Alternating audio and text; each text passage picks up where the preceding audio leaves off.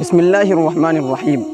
دوستو، انسان کوئی بھی کام کرتا ہے تو اس کے پیچھے دو وجہیں ہوتی ہیں۔ نمبر ایک، وہ کسی بھی چیز کے حاصل کرنے کی امید میں کرتا ہے یا کسی چیز کے نقصان کی۔ مثلاً آپ دیکھیں کہ ایک کسان جب بیج ڈالتا ہے تو اسے امید ہوتی ہے کہ اس بیج سے غلہ پیدا ہوگا، اور اسی طرح سے ہم اگر بیمار ہو جائیں اور ہمارے گھر والے ہمارا علاج کراتے ہیں تو اس کی وجہ یہی ہوتی ہے کہ ان کو معلوم ہے کہ اگر وہ علاج نہیں کرائیں گے تو ہمیں نقصان ہو جائے گا۔ تو اس سے اتنا ہمیں سمجھ میں آیا کہ کسی بھی کام کے کرنے کے لیے ہمیں اس کے پیچھے وجہ چاہیے۔ وہ وجہ یا تو خوف کا ہو سکتا ہے یا تو امید کی ہو سکتی ہے۔ یہی وجہ ہے کہ اللہ تبارک و تعالیٰ نے جو جنت اور جہنم کا کنسپٹ رکھا ہے کہ اگر نماز پڑھیں گے تو جنت ملے گی، نماز نہیں پڑھیں گے تو جنت نہیں ملے گی، جہنم میں جانا پڑے گا۔ تو انسان کی یہ فطرت ہے کہ وہ کسی نہ کسی چیز کی امید میں یا خوف کی وجہ سے کرتا ہے۔ تو اس سے یہ سمجھ میں آتا ہے کہ سارا مسئلہ یقین کا ہے۔ ہم دنیاوی کاموں میں کوتاہی نہیں کرتے ہیں لیکن اخروی کاموں میں ہم سے کوتاہی ہوتی ہے۔ تو آخر ایسا کیوں ہے؟ وہی انسان بیج ڈالنے میں کوتاہی نہیں کرتا ہے لیکن نماز پڑھنے میں کوتاہی کرتا ہے۔ تو ہمارا یقین دنیا کے بارے میں مضبوط ہے جس کی وجہ سے ہم سے کوتاہی نہیں ہوتی ہے، اور آخرت کے سلسلے میں ہمارا یقین کمزور ہے جس کی وجہ سے ہم سے کوتاہی ہوتی ہے۔ تو اب سوال یہ ہے، کیا کوئی طریقہ ہے جس کے ذریعے سے ہم اپنا یقین مضبوط کر سکیں؟ تو جی ہاں، ضرور۔ وہ طریقہ پہلے ہم کو یہ سمجھنا پڑے گا کہ یقین بنتا کیسے ہے۔ دیکھیے، یقین بنتا ہے کسی چیز کو دیکھنے کی وجہ سے۔ انسان بچپن سے یہ دیکھ رہا ہے کہ اس کے گھر والے، اس کے گاؤں والے زمین میں بیج ڈالتے ہیں تو اس سے غلہ پیدا ہوتا ہے، لہٰذا اس کا یقین بن گیا کہ اگر میں بھی زمین میں بیج ڈالوں گا تو اس سے غلہ پیدا ہوگا۔ لیکن ہم نے کبھی نہیں دیکھا کہ اگر کسی شخص نے نماز پڑھی تو اسے جنت ملی ہو، اور کسی شخص نے نماز نہ پڑھی ہو تو اس کو جہنم میں جانا پڑا ہو۔ تو اب مسئلہ یہ ہے کہ اگر ہمیں جنت اور جہنم دکھا دیا جائے تو پھر سارا مسئلہ ہی خراب ہو جائے گا، اس لیے کہ امتحانی اس چیز کا لیا جا رہا ہے۔ تو کیا دیکھنے کے علاوہ کوئی دوسرا طریقہ ہے جس کے ذریعے سے ہم اپنے آخرت کے یقین کو مضبوط کر سکیں؟ دوستو، وہ طریقہ یہ ہے کہ ہم کسی چیز کو بار بار دہرائیں، ہم جنت کا اور آخرت کا بار بار تذکرہ کریں، اس لیے کہ اگر کوئی بات ہمارے دل میں، ہمارے کانوں میں بار بار پڑے تو ہمارا یقین مضبوط ہوتا ہے۔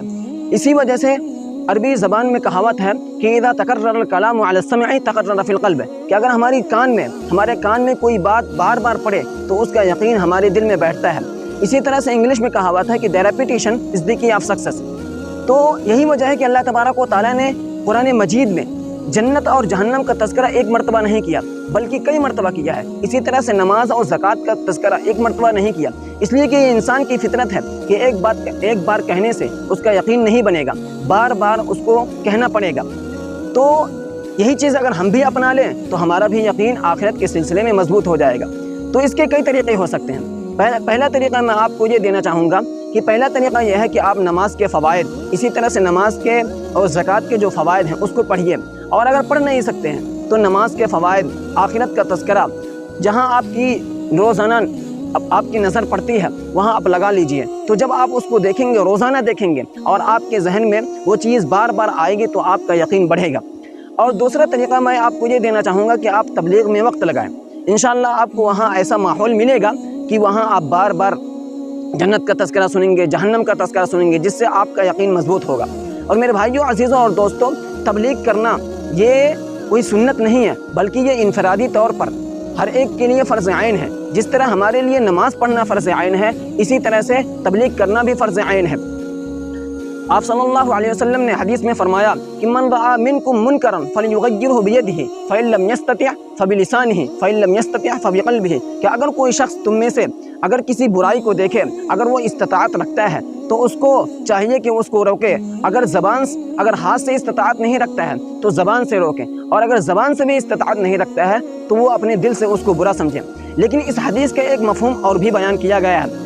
وہ مفہوم یہ ہے کہ اگر یہاں رویت سے مراد رویت قلبی مراد لیا جائے تو اس کا مفہوم یہ نکلے گا کہ اگر آپ کے علم میں کوئی شخص ایسا ہے، وہ شخص آپ کا ساتھی بھی ہو سکتا ہے، آپ کے گاؤں کا رہنے والا بھی ہو سکتا ہے، آپ کے خاندان میں کوئی بھی ہو سکتا ہے، اگر معلوم ہے کہ وہ نماز مثلا نہیں پڑھتا ہے اور آپ کے پاس اس کا موبائل نمبر بھی ہے اور آپ کے پاس استطاعت بھی ہے، آپ اس سے بات بھی کرتے ہیں، تو آپ کے لیے ضروری ہے اسی حدیث کی بنا پر کہ آپ اس کو نماز کی دعوت دیں، ورنہ کوئی بعید نہیں کہ کل قیامت کے دن جب آپ جنت میں جا رہے ہوں گے تو وہ شخص آ کر کے پیچھے سے آپ کا دامن پکڑ لے گا اور نتیجتاً آپ کو بھی جہنم میں جانا پڑے گا۔ میرے دوستو، میرا آپ سے ریکویسٹ یہ ہے، درخواست یہ ہے کہ قرآن مجید کی اس آیت میں غور کر لیجئے، یا ایھا الذین آمنوا قوا انفسکم واہلیکم نارا، کہ اے ایمان والو سب سے پہلے اپنے آپ کو اور اپنے گھر والوں کو جہنم کے آگ سے بچاؤ۔